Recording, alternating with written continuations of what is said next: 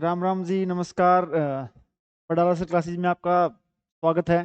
तो इलेक्शन से पहले हमने एक सीरीज कवर की थी, इंडियन इलेक्शन का मैथमेटिक्स। और उस सीरीज में हमने क्या किया था, फर्स्ट इलेक्शन से लेकर 17वें इलेक्शन तक देखा था कि कौन सी पार्टी जीतती है, क्या क्या मुद्दे होते हैं पार्टियों के पास।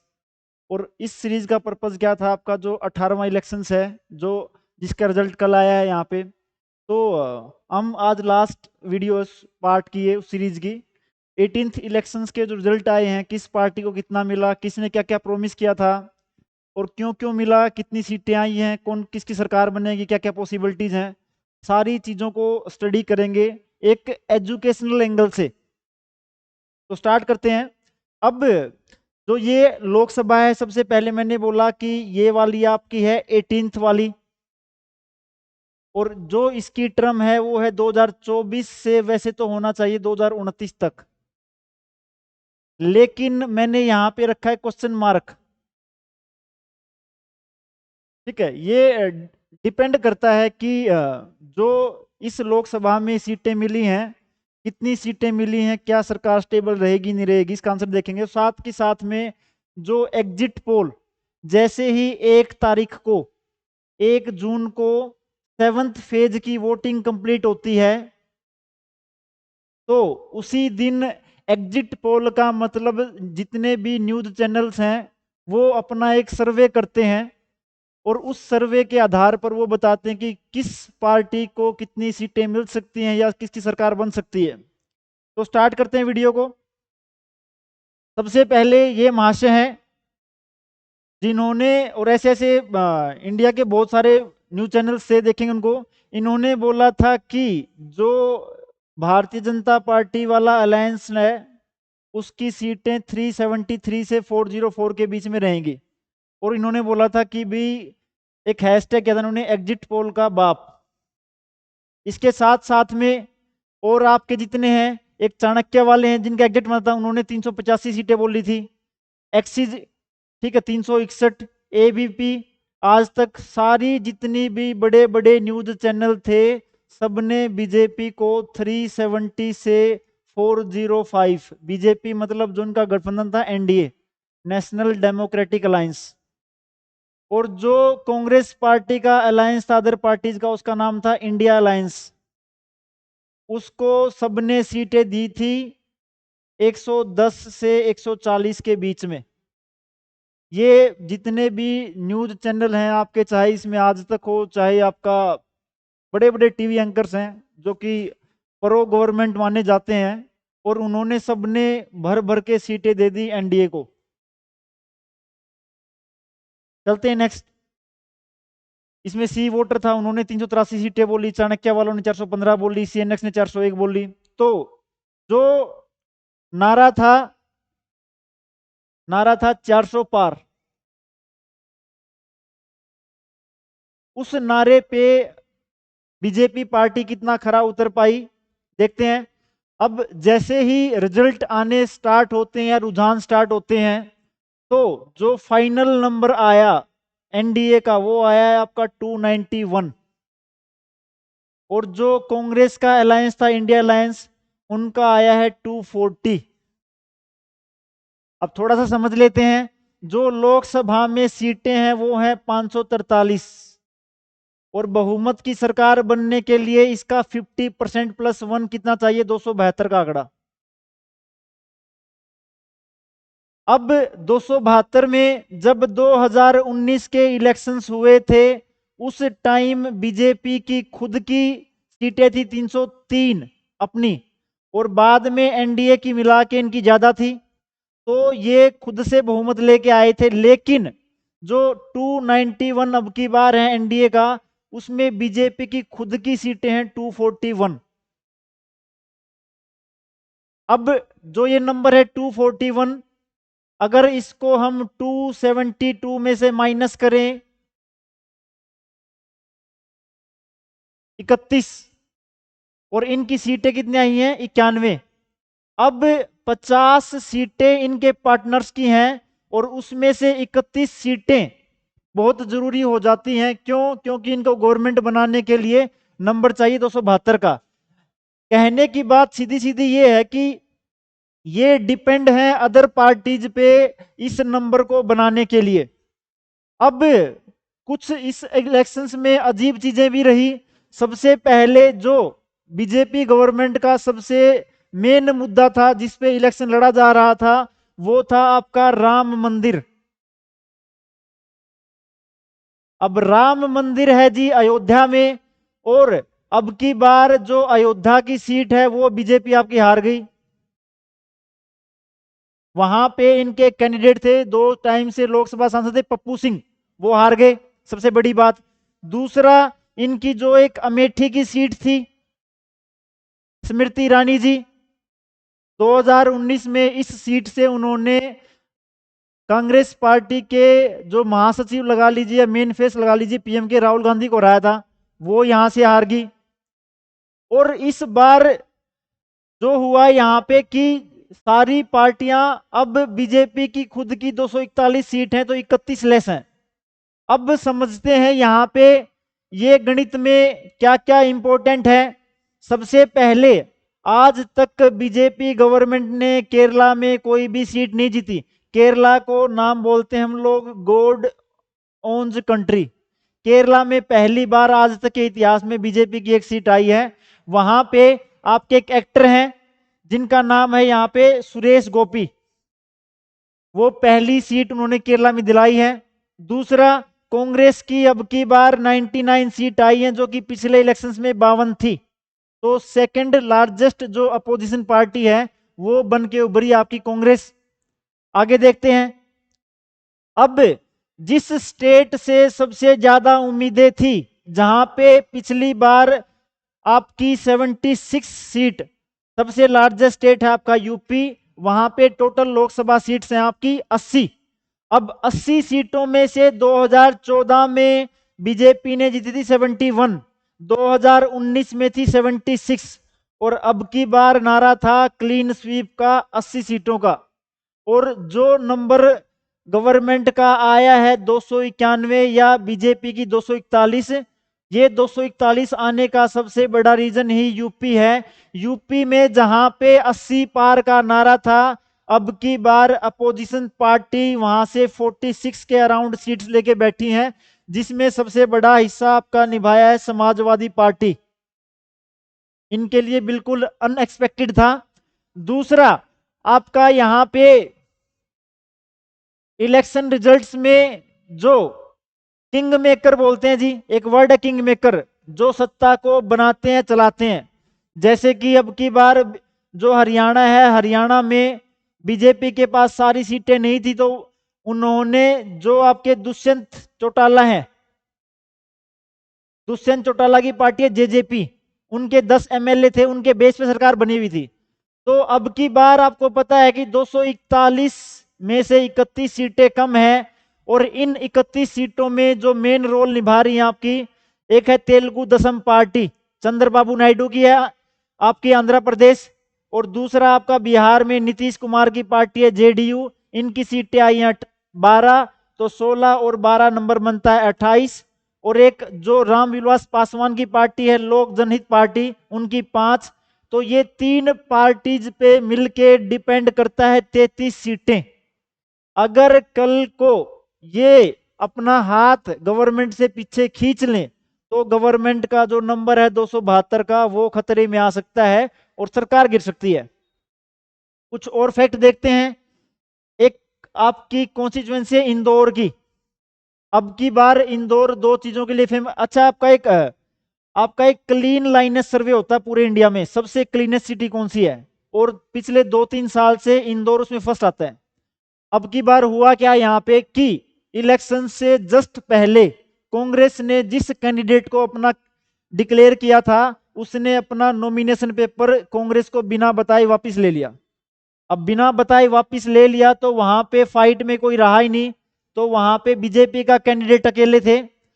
अब जो लार्जेस्ट मार्जिन आज तक का लोकसभा में है, वो इंदौर के जो थे शंकर ललवानी, इनको जो मार्जिन है वो है 11.72 लाख वोट से जीते हैं, क्योंकि अपोजिट में कोई कैंडिडेट खड़ा ही नहीं था।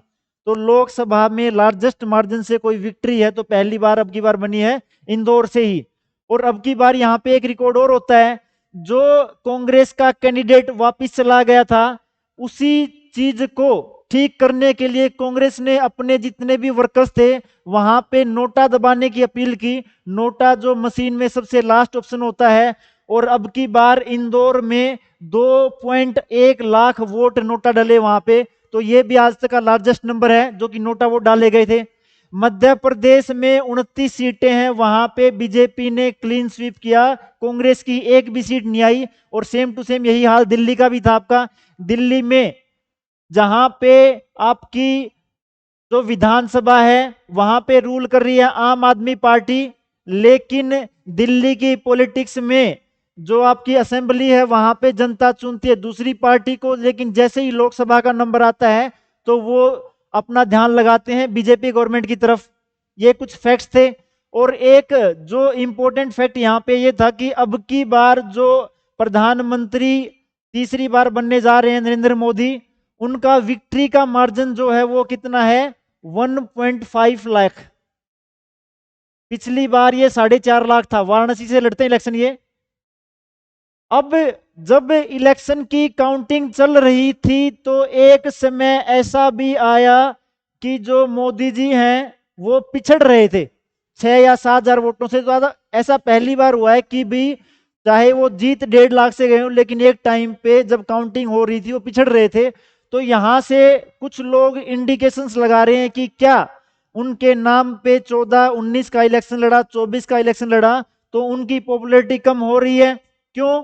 क्योंकि यहाँ पे बीजेपी के जो कुछ अलग लीडर हैं, जैसे कि शिवराज सिंह चौहान, वो अपनी सीट को कम से कम 8.2 लाख के मार्जिन से जीतते हैं। तो यहां से एक डिबेट स्टार्ट होती है कि क्या जो मोदी फैक्टर था इंडिया में बीजेपी के लिए, अब की बार क्या वहां पे कुछ कमी आई है। तो अब जो मेन बात यहाँ पे आती है वो आती है कि जो बीजेपी का नंबर 241 है उसको 272 तक जो पहुंचाया हुआ है पार्टनर से, उन पार्टनर में एक तो है आपके नीतीश कुमार जेडीयू के, एक है चंद्रबाबू नायडू टीडीपी के आंध्र प्रदेश से। अगर ये लोग अपना समर्थन वापिस ले लें तो अपोजिशन पार्टी भी आपकी पीएम बना सकती हैं। अब यहाँ पे कल मीम बनने भी स्टार्ट हो गए थे कि दिखाया जा रहा था कि प्रधानमंत्री नरेंद्र मोदी बार बार नीतीश कुमार को फोन करने से मीम चल रहे थे। अब सारी बात मीम बनने की कहानी जो है वो है एक फेस पे, उनका नाम है नीतीश कुमार। भारतीय पॉलिटिक्स का इनको एक टाइटल भी दिया गया है पलटू राम का। और हम देखते हैं कि ये नाम दिया क्यों गया है। इन जितने यू टर्न नीतीश कुमार ने अपनी पॉलिटिक्स में आज तक लिए हैं, सबसे पहले उनको स्टडी करते हैं। सबसे पहले भाजपा के समर्थन से 2000 में बिहार के चीफ मिनिस्टर बनते हैं ये, 2000 से 2005 तक। तो चीफ मिनिस्टर का पहला कार्यकाल 2005 तक का था इनका। 2005 के बाद दोबारा बीजेपी के साथ कोएलिशन पार्टनर में इलेक्शन लड़ते हैं और 2010 तक फिर सीएम रहते हैं। 2010 में दोबारा फिर बीजेपी के साथ 2013 तक ये सीएम बने रहते हैं। अब 2013 के बाद जो इलेक्शंस थे सेंटर के, वहां पे बीजेपी गवर्नमेंट अपना लीडर डिक्लेयर करती है प्रधानमंत्री नरेंद्र मोदी। जैसे ही नरेंद्र मोदी का नाम अनाउंस किया जाता है तो ये जो सीएम बने हुए थे बीजेपी के साथ में, ये अपना वहां से समर्थन वापस ले लेते हैं और रिजाइन कर देते हैं, जस्ट बिकॉज कि इनको लगता था कि इनकी गुड टर्म नहीं है नरेंद्र मोदी के साथ। तो 2013 में रिजाइन करने के बाद ये अपना अलायंस करते हैं किसके साथ, जो अदर पार्टी हैं जिसमें आपकी आरजेडी है लालू प्रसाद वाली, उनके साथ महागठबंधन होता है 2015 में। और ध्यान रखिए 2000 में जब ये चीफ मिनिस्टर बने थे तो अपोजिशन में लालू प्रसाद यादव ही थे, उनके खिलाफ इलेक्शन लड़ा था। तो 2015 में उनके साथ मिलकर सरकार बनाते हैं। अब 2015 से 17 तक ये अलायंस चलता है ठीक। 2015 से 17 में आरजेडी के जो डिप्टी चीफ मिनिस्टर बने हुए थे उस पे इल्जाम लगता है करप्शन का। तो यहां से नाता तोड़कर दोबारा ये आ जाते हैं बीजेपी के पास और 2017 में दोबारा चीफ मिनिस्टर की शपथ लेते हैं बीजेपी के साथ। 2017 से 2020 तक सब कुछ सही चल रहा था यहां पे। अब 2020 में दोबारा फिर इनका मन होता है कि दोबारा लालू प्रसाद यादव वाली पार्टी का रुख किया जाए। 2020 में दोबारा ये जाते हैं आपके आरजेडी में, दोबारा सीएम की शपथ लेते हैं।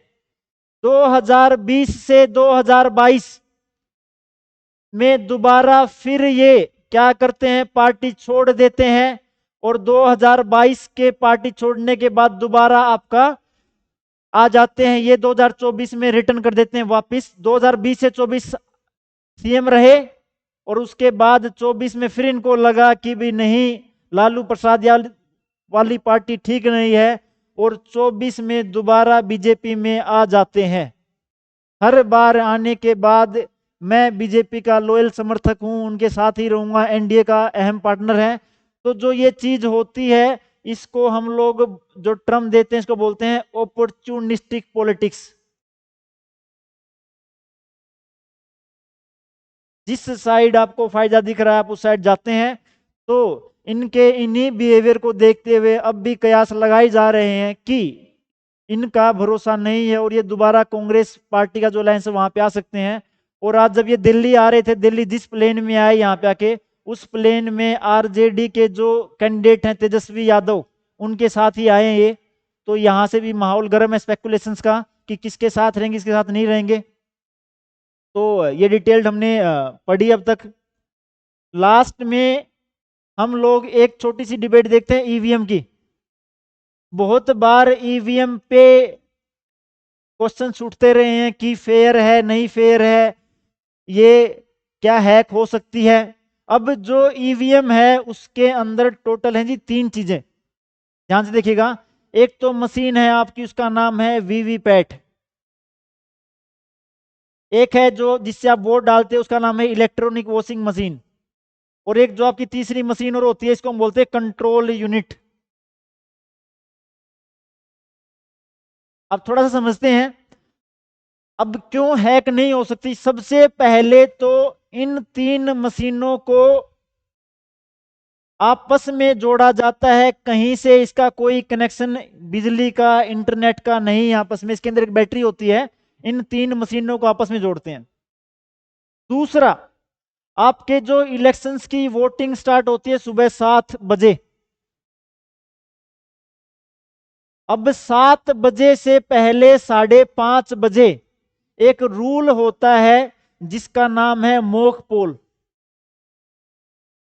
अब ये जो मॉक पोल है ये कंपलसरी है आपका। आपको मिनिमम 50 पर्चियां जो आपके अदर पार्टी के एजेंट बैठे हैं उनके साथ डलवानी कंपलसरी है रैंडमली। और बाद में उन 50 पर्चियों को नोट किया जाता है किसको कितनी डाली गई थी। और जो आपकी ये मशीन वीवीपैट है, जब भी हम कोई वोट डालते हैं, जिस कैंडिडेट को डालते हैं उस कैंडिडेट का नाम और सिंबल के तहत एक पर्ची 8 सेकंड के लिए विजिबल होती है, जो इसी मशीन के अंदर गिर जाती है। तो जो आपने 50 वोट डाले हैं वो बाद में पर्चियां निकाल के काउंट किए जाते हैं, किस कैंडिडेट को कितनी पर्चियां डाली गई थी, क्या उसी कैंडिडेट की उतनी पर्ची है या नहीं है। तो सबसे पहले जो हैकिंग वाला चीज है वो यहाँ पे डिस्प्रूव हो जाता है कि जो जस्ट पोलिंग से आधा घंटा पहले तक आपकी ये मॉक पोल हर एक चीज हर एक कॉन्स्टिट्यूएंसी में कंपलसरी है। जहां पे पोलिंग बूथ है वहां पे एजेंट के सामने पोलिंग करवाते हैं, मॉक पोलिंग, और वहां पे चेक करते हैं कि मशीन खराब है या नहीं है। अगर खराब है तो उसको रिप्लेस करवाते हैं, पोलिंग वहां पे नहीं हो सकती, पहली बात। अब दूसरी बात आते हैं यहां पे आके कि अगर बाई चांस पोलिंग के दौरान कोई अगर ये क्लेम करता है कि मैंने तो वोट दबाया था हाथ पे लेकिन पर्ची निकली है कमल की, अब उस केस में क्या होता है, पहले जो ये क्लेम कर रहा है उससे लिखित में साइन करवाए जाते हैं कि क्या आप श्योर हो कि आपने वोट डाला था किसी और को और आपका वोट गया किसी और को। अगर वो साइन करके दे देता है तो बाद में वोटिंग को रोका जाता है और उस पर्सन का एक अलग अलग वोट डलवाया जाता है सबके सामने दिखाने के लिए कि मशीन सही है नहीं सही है। अगर उस वोट में गलती पाई जाती है तो दोबारा फिर पोलिंग को रोक दिया जाता है वहां पे आके। तो दूसरा आपका सेफ्टी गार्ड ये है कि अगर कोई क्लेम करता है कि मैंने वोट किसी और को डाला था तो वहां पे भी आपका चेक का प्रोसीजर है। तीसरा जो आपका प्रोसीजर है वहां पे आपकी जो पोलिंग की टाइमिंग है 7 AM से 6 PM।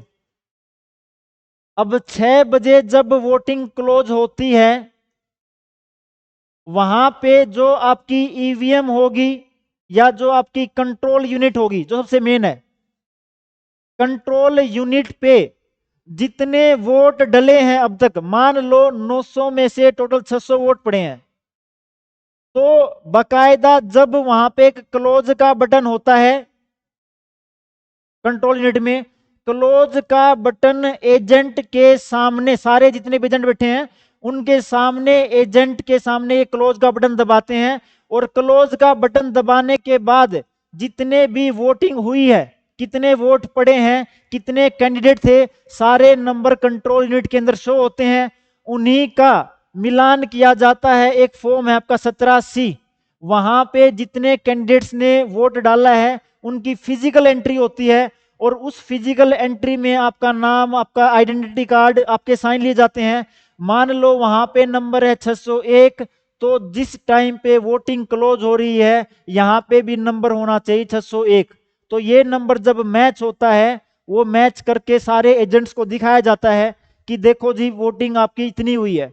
अब उसके बाद जो आपकी कंट्रोल यूनिट है, ईवीएम है या आपका वीवीपैट है, इनको बकायदा सील किया जाता है। जो आप देखते हैं ना मूवीज वगैरह में वो लाल ठप्पा लगा देते हैं ऊपर मोम से, उनको सील किया जाता है 4 या 5 जगह से। और उन जगहों पे आपका नंबर एक वो लगाया जाता है, स्लिप लगाई जाती है जिस स्लिप पे नंबर होता है, और उन्हीं सभी स्लिप्स पे जितने भी एजेंट हैं उनके साइन करवाए जाते हैं कि इस स्लिप पे ये कंट्रोल यूनिट सील की जाती है। और जब आपकी काउंटिंग स्टार्ट होगी बाकायदा वो सील देखी जाती है कि वही वाली है या नहीं है। तो इतने सेफ गार्ड हैं आपके, ईवीएम को हैक करना तो पॉसिबल नहीं है। ये पर्सनल एक्सपीरियंस से बता रहे हैं हम लोग। और दूसरा, यहां पे जब आपकी ईवीएम ओपन हो रही है वो 6 की 6 जगह जितनी सील्स हैं और उन सील पे जितना सीरियल नंबर लगा हुआ है जिसपे साइन भी एजेंट्स के, उनको बाकायदा चेक किया जाता है कि किसी के साथ कोई टेम्परिंग हुई या नहीं हुई है। तो यहां से ये डिबेट भी आपकी हट जाती है कि ईवीएम को हैक किया जा सकता है। और दूसरी बात, जो इलेक्शन कमीशन ऑफ इंडिया है वो क्या करता है, हर बार सारी पार्टीज को इनवाइट करता है कि अगर किसी को लगता है कि ईवीएम हैक हो सकती है तो हमारे सामने आके ओपनली प्रूव कर दे। और आज तक ऐसा कोई नहीं कर पाया। और जो अब की बार के नंबर हैं जहां पे सारे एग्जिट पोल आपके 400 पार का नारा दे रहे थे और जो सीटें आई हैं 291, तो यहां से एक ऑथेंटिसिटी साबित होती है कि अगर 400 आ जाती फिर सवाल उठते, लेकिन हम लोग ईवीएम पे सवाल नहीं उठा सकते। तो ये आपकी ईवीएम की डिबेट थी। अब ये सारी कहानी होने के बाद जो आपका इलेक्शन खत्म हुआ यहाँ पे आके, इसमें जो सबसे इंपॉर्टेंट चीजें रही, सबसे पहले बीजेपी गवर्नमेंट दोबारा तीसरी बार सरकार बनाएगी, लेकिन खुद के दम पे नहीं, जो दूसरी पार्टियां हैं उन पे डिपेंडेंट रहेगी। तो जो इंडिया में कल्चर है अपोजिशन पार्टी का वो दोबारा लौट रहा है। दूसरी इंपॉर्टेंट बात, जवाहरलाल नेहरू के बाद प्रधानमंत्री नरेंद्र मोदी दूसरे ऐसे पर्सन बनेंगे जो लगातार तीसरी बार जीत के प्राइम मिनिस्टर बनेंगे। फिर यहाँ पे एक इंपॉर्टेंट बात आपकी ये भी है कि जो आपकी मीडिया है, जिसको पेड मीडिया भी हमने पहले देखा था, उसमें जो एग्जिट पोल आपके आते हैं तो यहाँ पे दिखाया जाता है कि बार बार एक झूठ दिखाया जाता है जो कोरा झूठ है, जनता को गुमराह भी किया जाता है। तो वो थोड़ा बहुत यहाँ पे मीडिया के मुंह पे तमाचा था जो बोल रहे थे कि 400 पार या 390 जो दिखा रहे थे वहां पे आके। तो अल्टीमेट डेमोक्रेसी में जो पावर है वो है लोगों के हाथ में। यहां से डेमोक्रेसी में लोगों का ट्रस्ट भी बढ़ता है कि अगर जनता चाहे तो किसी को कुर्सी पे बैठा सकती है और अगर जनता ही चाहे तो किसी को कुर्सी से उतार सकती है। तो यहां तक था हमारा 18वां लोकसभा इलेक्शन। और इसके बाद जो सीरीज स्टार्ट होगी, अब हम आएंगे पॉलिटिकल चीजों पे, इलेक्शंस कैसे होते हैं या प्रेसिडेंट का इलेक्शन कैसे होता है, वो वाली पॉलिटिकल जो आपके क्वेश्चंस आते हैं पेपर के अंदर वो वाला स्टार्ट करेंगे। यहां तक अगर आपको वीडियो अच्छी लगी है तो आप इसको लाइक शेयर और सब्सक्राइब कर सकते हो चैनल को। साथ ही साथ में हम लोग ऑनलाइन क्लासेज चला रहे हैं, आपकी ऑनलाइन क्लासेज मैथ की चल रही है अभी डेली 7 बजे, आप उस क्लास को देख सकते हो। उस क्लास में आपको ऑफलाइन जो क्लास का माहौल है उसी की तरह आपको क्वेश्चंस करवाए जाते हैं, निकलवाए जाते हैं। तो अगर आपको कोई भी बैच, आप एसएससी की तैयारी कर रहे हो, आप सीडीएस की तैयारी कर रहे हो, आप एफकेट की तैयारी कर रहे हो, रेलवे, बैंकिंग, सबका पैटर्न सेम है। इन पैटर्न्स को ध्यान में रखते हुए यहाँ पे क्लासेज में आपके फाउंडेशन बैच चल रहे हैं। फाउंडेशन बैच का मतलब ये है, उन बैचेज में आपको होलिस्टिक एंगल से हर एक एग्जाम की तैयारी करवाई जाती है। तो 5 से 6 महीने के अंदर आप किसी भी एग्जाम को क्रैक करने के आप लायक बन सकते हैं। तो आपको 5 से 7 डेमो क्लास हर टीचर की फ्री मिलती हैं। अगर आपको लग रहा है कि मुझे चेक करना है, मेरा मैथ चेक करना है, मेरा इंग्लिश चेक करनी है, मुझे कोई मैथ नहीं सिखा सकता, इंग्लिश नहीं सिखा सकता, तो हमारा चैलेंज है, आप 5 क्लासेस यहाँ पे लगा के देखिए। किसी भी टॉपिक की आपकी मर्जी का टॉपिक होगा, अगर आप यहाँ से सीख सकते हो सारी चीजें तो आप एग्जाम क्रैक कर सकते हो। इसी तरह की जो वीडियोज हैं वो कंटिन्यू चलती रहेंगी आपकी। आप बाकी चैनल को लाइक शेयर और सब्सक्राइब कर दीजिए। धन्यवाद। राम राम।